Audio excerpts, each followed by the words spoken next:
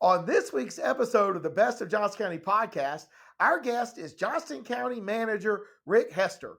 On this episode, we talked to him about what it was like to grow up in Elizabethtown in the White Lake area. He was the son of a county commissioner.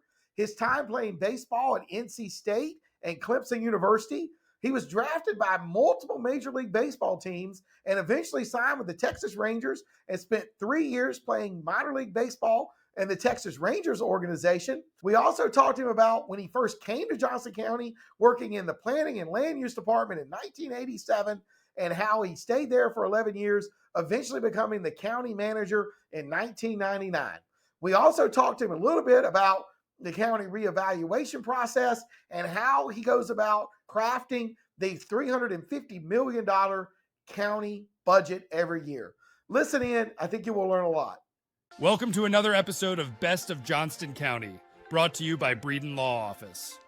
Our host, Jonathan Breeden, an experienced family lawyer with a deep connection to the community, is ready to take you on a journey through the area that he has called home for over 20 years. Whether it's a deep dive into the love locals have for the county or unraveling the complexities of family law, Best of Johnston County presents an authentic slice of this unique community. Hello, and welcome to another edition of the Best of Johnston County podcast. I'm your host, Jonathan Breeden, and on today's episode, we have Johnston County Manager Rick Hester, and we're going to do two separate episodes of him.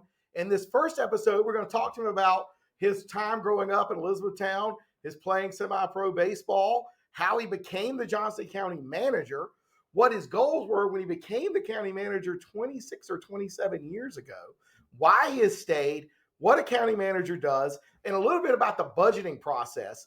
And then we're going to do a second episode where we're going to talk to him a little bit about the different departments that make up Johnston County that he's in charge of. There's over 20 of them, and they affect your life every day, and you might not even realize it. But before we do that, we're going to ask you to like, follow, and subscribe to this podcast wherever you're seeing it on Spotify, Apple, TikTok, LinkedIn, Twitter, Instagram, all of our different social media channels, so that you'll be aware of future episodes of the Best of Johnston County podcast. The Best of Johnston County podcast comes out every single Monday and has now for well over a year. We're well into over 70 episodes. So go back and listen to some of our previous episodes with some of our county commissioners, Patrick Harris, Butch Lauder, Johnston County Economic Development Group Director Chris Johnson, a lot of great guests, business leaders, Tim Sims, Chris Key. These have all been very interesting things. You'll learn a lot. Local realtor Donald O'Meara. And I think if you love Johnston County as much as I do, you will enjoy going back and listening to these past episodes. They're all somewhat timeless, so it's never too late to go back and listen to some of your neighbors and friends on this podcast. Welcome, Rick.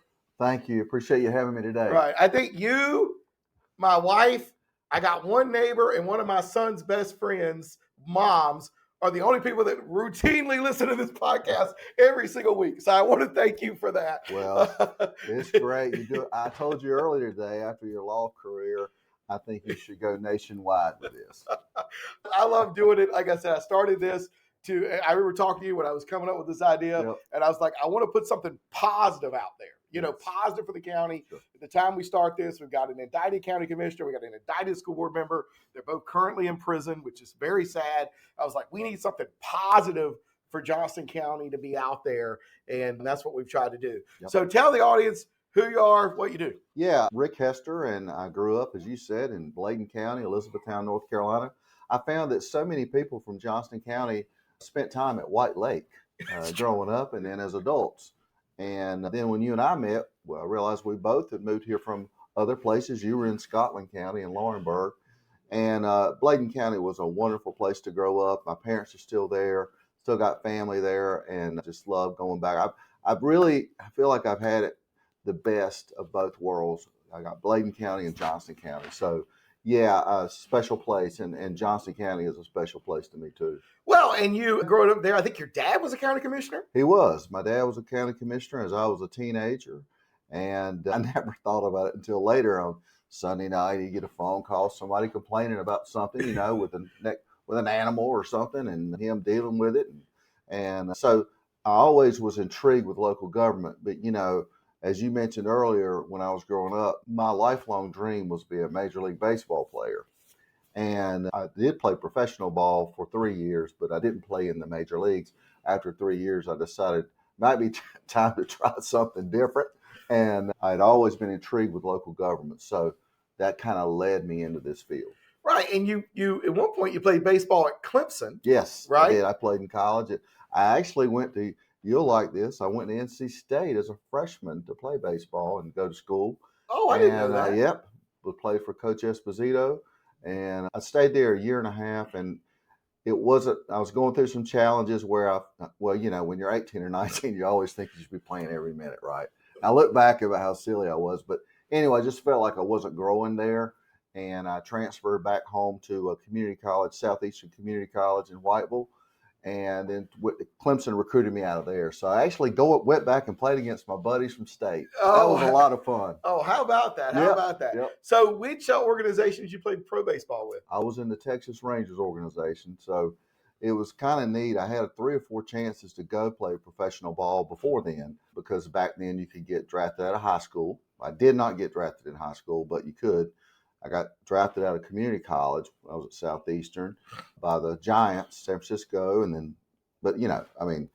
They were like, hey, we'll give you $1,000 signing bonus if you're ready to go to Idaho or something, So I said, well, I might better go to school and keep trying to get my degree.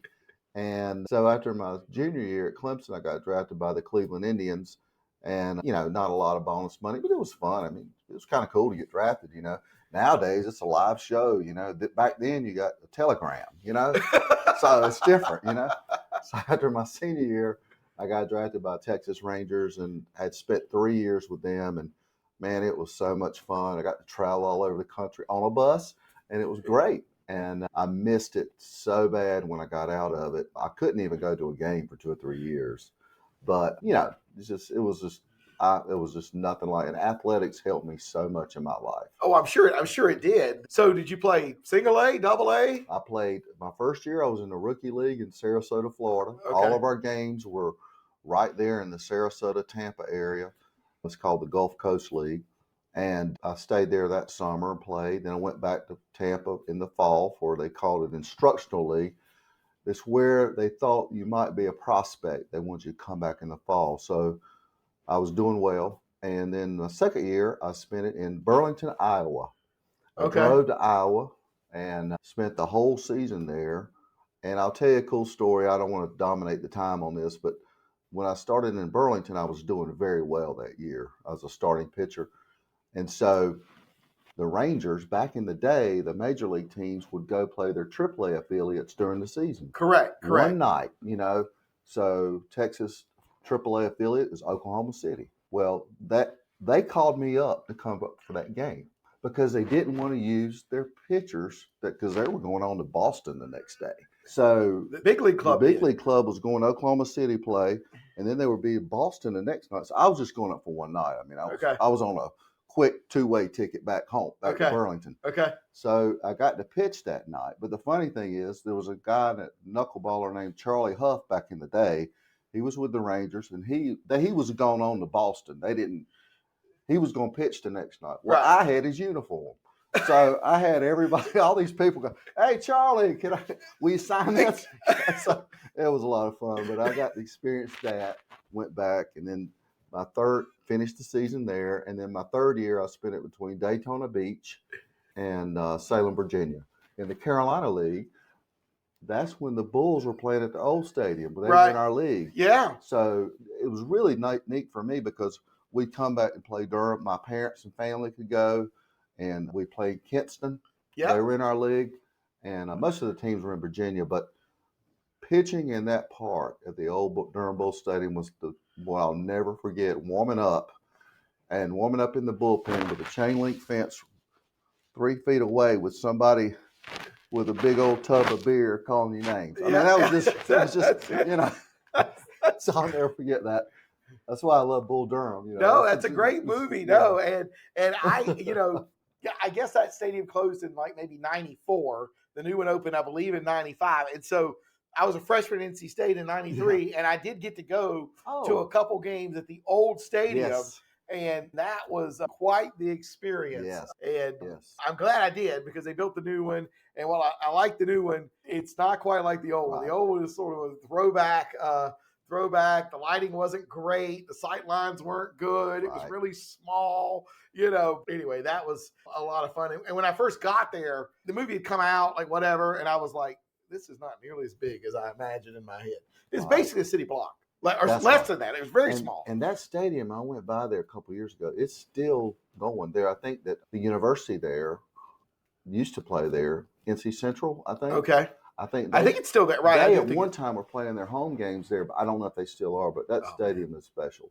Well, that's awesome, and that was a great movie. And they're trying to revive the play, and so a couple months ago they were doing it at Duke University. There is a musical based on the book written by the same man, and they're trying to get that musical to Broadway, and they did it. They ran 2 weeks at Duke, and it was a ton of fun and really hilarious musical about baseball and all of that stuff in the minor leagues. And hopefully they'll get it to Broadway or get it on a tour or something, because I think people would really enjoy it. I know I enjoyed the cast they had there at Duke University a few weeks ago. But I'll tell you a quick story. Easter Sunday of 1986, I was in spring training. You're playing every day, So it was Easter Sunday, and I was supposed to pitch that day in a spring training game, minor league spring training. My dad drove up all night to see me pitch. Well, I got the next morning, the Rangers, the guy that was head pitching coach, he came and talked to me. He said, "Rick, we've got to make some decisions, and I just want to be honest with you. It doesn't look bright for your future here as a pitcher. But we could send you back to Daytona Beach if you want to. If you want a release, we'll give you that, and we'll help you find another team. Or if you want to, there may be an opportunity with our organization in a non-playing role." I've always wondered, if I'd have taken that, where would that have gone? But I don't regret what I did. So my dad and I, we stuck around 2 days and watched a couple of major league spring training games. But it was I could write a book about that whole experience. And the things you learn, right? Sports, the things you teach, having to work hard and earn what you get. That's important. Yeah. Nobody's giving you anything. Yep. It teaches you how to fail. Oh, failure is huge in baseball. Right. You're going to fail. The best players in the world get out 7 out of 10 times. Well, the toughest thing I had to deal with was I was a player in college primarily. This pitching thing came as a last minute quirk thing. But as a player, you have a bad day. Well, generally, you come back the next day and you as a starting pitcher, that's 4 or 5 days of just, right. You just want to get back out there, but you can't, Right. So that was an adjustment. Right.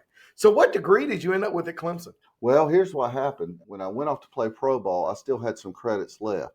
When I got out of pro ball, I was like, you know what? I've hated for this registrar at this college to have to sort through all this stuff, but I think I'll go back to UNC Pembroke, close to home, see if I can get all that stuff transferred there. That's where I finished in my undergrad. Then later, I wheeled back around and got my master's at NC State. Okay, what was that master's in? Public administration. Public administration. Yep, that's right. Okay. And I tell everybody that I took a couple of public administration classes in undergrad, and when I applied to law school, if I didn't get in, I was going to go get a master's in public administration, because I absolutely love those classes, how it's structured, who answers to who, building out a team, which is exactly what I'm doing here now. Sure. And so that was my fallback plan. And now Campbell actually has a joint Juris Doctor law degree and MPA program with NC State that you can do in 4 years. Yeah. And there are several kids that do that every year. So that's kind of interesting. I went full circle with NC State. Go as a freshman, probably not ready. You know what I'm saying? As a freshman, I go to a big college like that, go full circle around, end up getting my master's there. Yeah. Well, so why are you such a big Clemson Tiger fan? Because I spent 2 years of my life there, and I have to say, man, when I went to the first football game there, when they were recruiting me, I was like, I'm done. I'm a Tiger. It was just amazing. But now State is very close to my heart too. They're my second. You give me such a hard time when the Tigers beat the Wolfpack. So anyway, all right. So you get this MPA master's. This wasn't your first job. No, I Right. got my master's at State while I was working in Johnston County. Oh, you already, okay. I Okay. drove there a couple nights a week for Oh. 6.5 years. Oh, geez. No So, online back then. right. Yeah. So you got this job without a master's? No, I got my master's while I was an assistant manager. Assistant manager, Yes, okay. that's Because usually you have to have at least, to be the county manager, You don't have at least to. now it's kind of a Yeah, thing. it's Maybe not 25 years ago. right. But so anyway, so I'm glad I did it. But I was thinking back, it'd have been nice to have online classes back then, but they didn't exist. They didn't exist. So you came to Johnston County, you became the assistant county manager. Well, when I came to Johnston County in 1987, I was in the planning and land use section in the I department. didn't know you'd been here since Oh 1987. yeah, I came in '87. So Oh man, okay. So for 12 years, I was in that office, and then I moved into the county manager's office in '91. With Richard Self, who was there. Okay. Spent 7 or 8 years there, and then when Richard left in '99, then I was named interim in January of '99. Okay. While they decided what the board wanted to do. They went out on a search and all that, and then I had decided if I wanted to apply or not, and so I did, and it worked out, and here we are 25 years later. Golly. Well, I got here in 2000 and you're the only county manager I know. Yeah. So I didn't know the first part. I just knew you were my county manager when I got here in the summer of 2000 when I moved to Clayton. Yeah, I've been here 37 years. Oh, man, I didn't realize you've been here that long. So anyway, well, golly, I mean, you've seen a lot. I mean, you saw a board that was all Democrat to a board that's now all Republican. I think when I first moved here in '87, I think it was all a Democrat board, right? And then it slowly changed over the years. Well, Cookie Pope, I think, was the first Republican in this era to get elected to county commissioners. I think that was maybe 94. Yes. And then Steve Bizzle becomes sheriff in 98, both of which were somewhat landslide, earthquake elections in Johnston County, as a county that had been primarily a Democrat county, but conservative, right? Eastern North Carolina Democrats. We're not going to get into how the Democratic Party and Republican Party have changed. Most of y'all understand that, but this county started to change with Cookie Pope and then with Steve Bizzle. And J.H. Langdon. J.H. Langdon, correct. And then it just kept going. Then you end up getting Alan Mims and DeVan Barber. His father was on there. Fred Smith. Yeah, and it just kept going. And now, all county commissioners are Republicans and have been for, golly, at least 21 years. I think the last Democrat came off in maybe 2004, if I'm right about that. I could be wrong. It was right about that time. Yeah, so it might be a little later, but I'm not sure. Yeah, so it's been an interesting shift. But one of the reasons I came to Johnston County was that it appeared from the outside, reading the newspaper, because the internet was new. I got a subscription to the Clayton News Star, and I was reading the News Observer, that this county had a plan for the growth that was inevitable, and Wake County, and particularly Garner, did not. And I guess you get some credit for that. But when did it dawn on you, or did it become clear to you, since you've been here through this entire thing, that this was going to be like a tsunami and we better start getting ready? I knew when 40 came into play, and I don't remember the exact year. I was like, you know what? Here we are with I-95, and then I-40. And really now we got 3 interstates with I-42. That was when I really knew, when that I-40 was starting to come through. I said, this is going to be a big deal, Right. And I-40 is completed in about 1992. Okay. And this was the last stretch from California to Wilmington, North Carolina. It was the last stretch to be finished. It was around 92. I think for some reason I have memories of Jim Martin cutting the ribbon in the middle of the interstate, and his last year as governor was 92 before Jim Hunt came back and was governor from 92 to 2000 for his second 8-year term. Jim Hunt was also governor from 76 to 84. Sure. So that's why I think it was 92. And I remember my first experiences with the 40-42 interchange was there was a McDonald's and a BP, and there was a payphone. And, if you were going to the beach, you could get gas, you could get McDonald's, and if you need to call somebody, you could use the payphone. And I'm not that old. I mean, but that's kind of what it was. My kids listen to this, and I talk about this kind of stuff, and they're like, what? No real internet? A payphone? a BP station and a McDonald's. That's what was here. And where my office sits now had some cows. Yep. And that's kind of what it was. I mean, so you really started to think, okay, we got these two major interstates that are meeting here. This is going to be something. Mm-hmm. Did you have any idea that it would be what it is now then? Well, it's hard to predict the future, you know, but it's probably been even bigger than I thought. And I think, you know, we certainly have the Raleigh influence here too. I mean, right. Oh, it's huge. I mean, the Raleigh influence is huge. But, and I've said this, and I know everybody will probably say that about where they are, but I think Johnston County is the most dynamic county in North Carolina. And you look at what we have with the interstates and the roads and the proximity to Raleigh and Wake County, and then we still have a strong agricultural base here. We do. It's huge.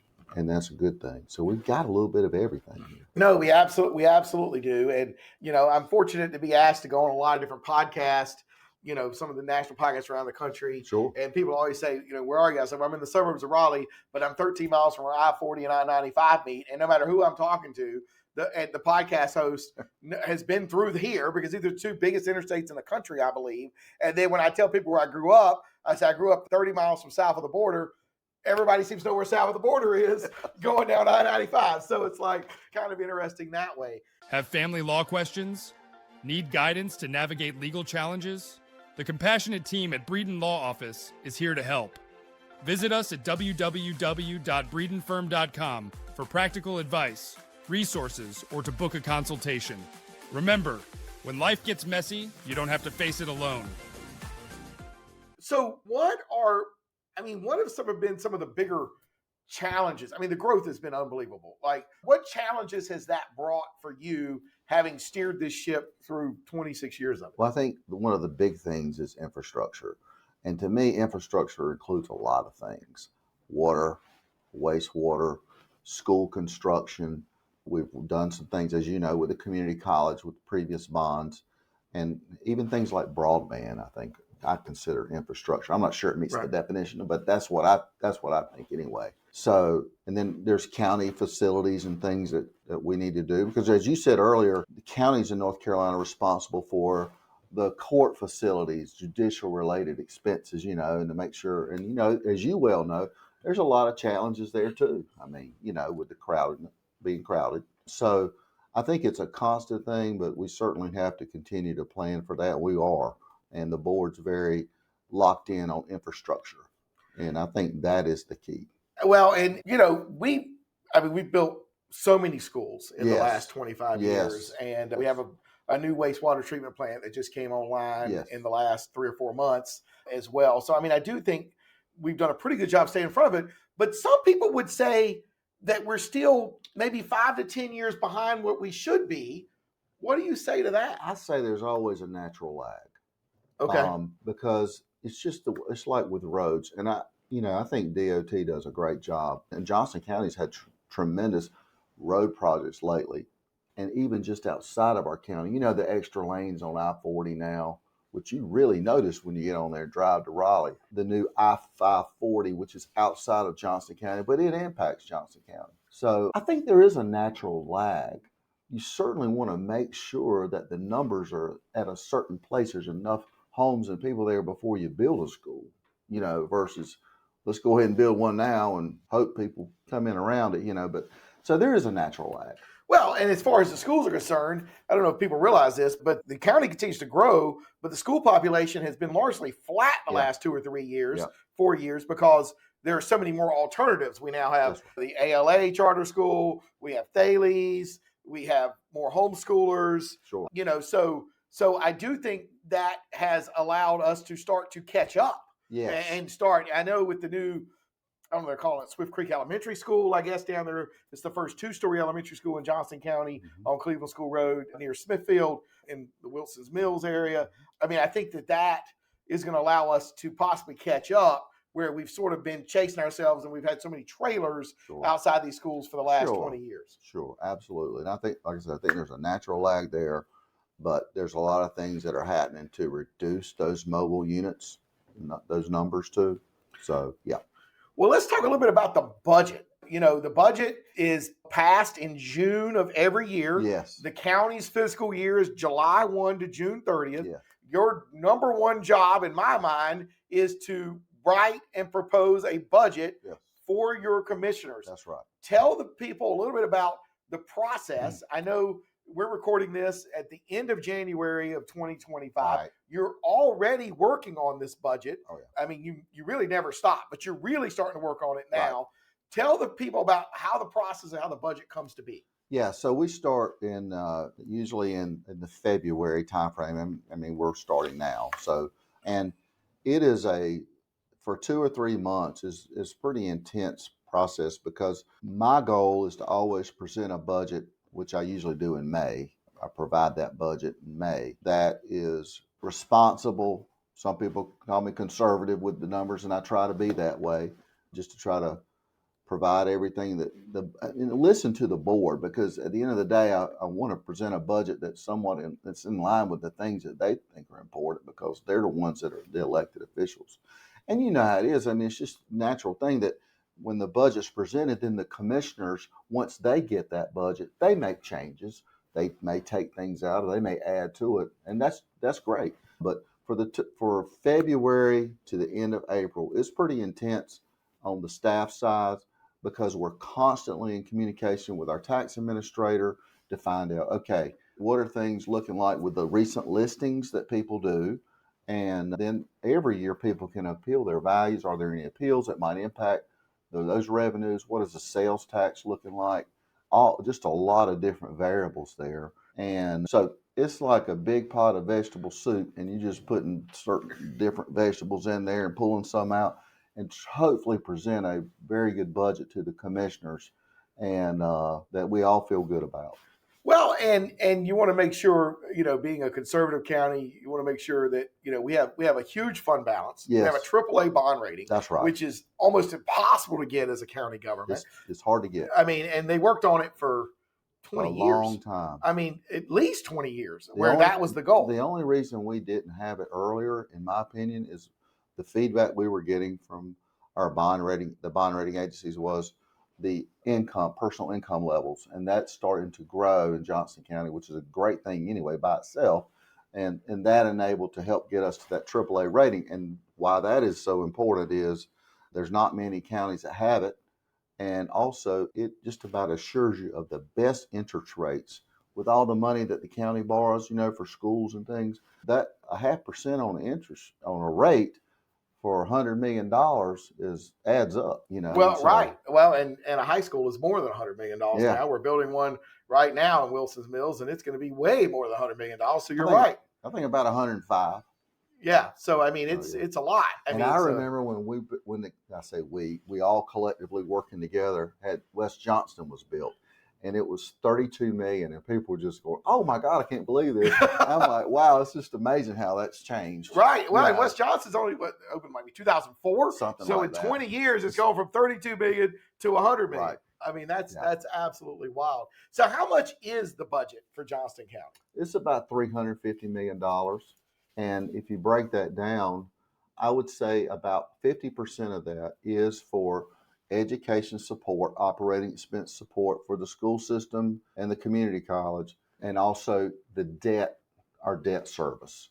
Most of the debt service the county has been for bond referendums and things of that nature. We've had a few county projects like the Ag Center when it was built, and that note has probably already been paid off. But so that's probably about 50% of it. Obviously, with the number of employees we have, that's a big expense also in the budget, and we had to look carefully at that. And then other operating expenses, the sheriff's office and EMS and things of that nature. It's a lot of stuff crammed into that $350 million. Well, I mean, it is. And I know that it's been important that you give the county employees pay raises. Yes. And I know y'all just did a comparative analysis study because you were losing employees to the private sector. You didn't want to do that. And I tell you, I'm glad you said that, because the board really, I'm so thankful that the commissioners did what they did with that commission of pay study. And they also said we don't, because we were losing paramedics, and we don't need to do that. I mean, and that's just one group that we were losing. And So they said, not only we're going to do this pay study, we'll look at the numbers, working in the budget. We want this analyzed, half the employees analyzed every other year, just to make sure we're staying, because we're in a very highly competitive market, and it's important. And I think that has been huge for having our employees to be in a good place and want to stay right there. And culture's a big thing too. I mean, pay's part of it, but I think it's a good place to work. And that's a big deal. Well, that is a big deal. That's a big deal. I know that I've spent a lot of time here in my office working on the culture of the last 3 or 4 years. And I do think that might be the single greatest reason that I've had the success I've had, and we've been able to serve as many citizens as we have, is that we built a culture where people want to be. Because in an economy like this, where unemployment rate is basically zero, people can find work somewhere else if they don't want to work for you. So the last question for this episode would be, let's briefly go through the reevaluation process. We're in the middle of it now. By the time this episode airs, the appeals process, the time to appeal will have run. Many of the appeals will already be ruled upon. What's going to happen next? So by the time this shows, like in April, we should be getting a pretty good feel about the appeals and what numbers may have come off in terms of value because of, appeals. And, when you have mass reappraisal, there's going to be errors, 120,000 parcels. Right. So we should be getting at a point now, I'm speaking of April, where we're starting to really form that into the budget and to provide options to the commissioners. That revaluation process, in North Carolina, counties are required to do it at least every 8 years. And for many years, we've done it on 8 years. And then the board said years ago, let's tighten that cycle up a little bit because you can do less to take away some of the shock. And so this previous one at average of 70% was just 6 years. Right. And so now we're going to go on 4 years starting now. Right. So we had 2019. Yeah. We have 2025, and the next one will be in 2029. That's right. And that'll be here before you know it. Well, that's right. The way time flies. No, I mean, time does fly. I just remember when they did the one in 2019. It felt like it was just very recent there too. So, and then ultimately the tax rate is going to come down because you have that much more property being taxed. Mm-hmm. Now, we don't know how far, but I think a lot of people are worried, but it's going to come down, and it's going to come down significantly because these are Republican commissioners, and they're not just going to go spend a bunch of extra money. Yeah, I mean, I couldn't tell you what the rate's going to be that they adopt, but I do believe the rate will come down. Right, because you've got that much more money. I mean, and they're not, and I'm not saying it's going to be revenue neutral, but I don't think I know all 7 of them, and they are conservative folks, and they're not just going to go on a spending spree at Amazon. That's just not what they're going to do. Absolutely. I mean, they're all really conservative, and they look at the county's money as their own money, and I really appreciate that, and we're very fortunate. That's one thing I've always reminded myself, and remind when we're in staff meetings, that let's just remember now, the funds that come in are coming from people's pocketbooks. Right. No, that's exactly right. That's exactly right. That's important. And I've always reminded myself of that. And I look at it the same way. I'm very conservative with my own money too. So, I mean, I'm just. No, I get that. I get that. So for this episode, the last question we'll ask you is, what do you love most about Johnston County? Well, I said it earlier, and I think it's the most exciting place to be in North Carolina right here. That's my opinion. Well, I don't disagree. I know other people say this, and I'll say too, the people here in the community. Right. I agree 100%.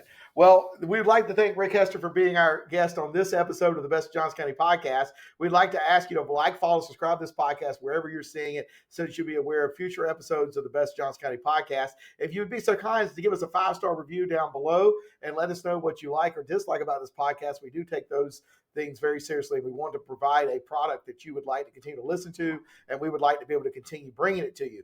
Listen again in a couple more weeks, and we're going to have Rick Hester again, where he's going to talk a little bit about the individual departments and what he does on a day-to-day basis to run this county. Until next time, I'm your host, Jonathan Breeden.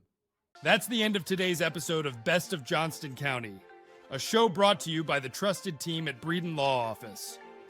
We thank you for joining us today, and we look forward to sharing more interesting facets of this community next week. Every story, every viewpoint adds another thread to the rich tapestry of Johnston County. If the legal aspects highlighted raise some questions, help is just around the corner at www.breedenfirm.com.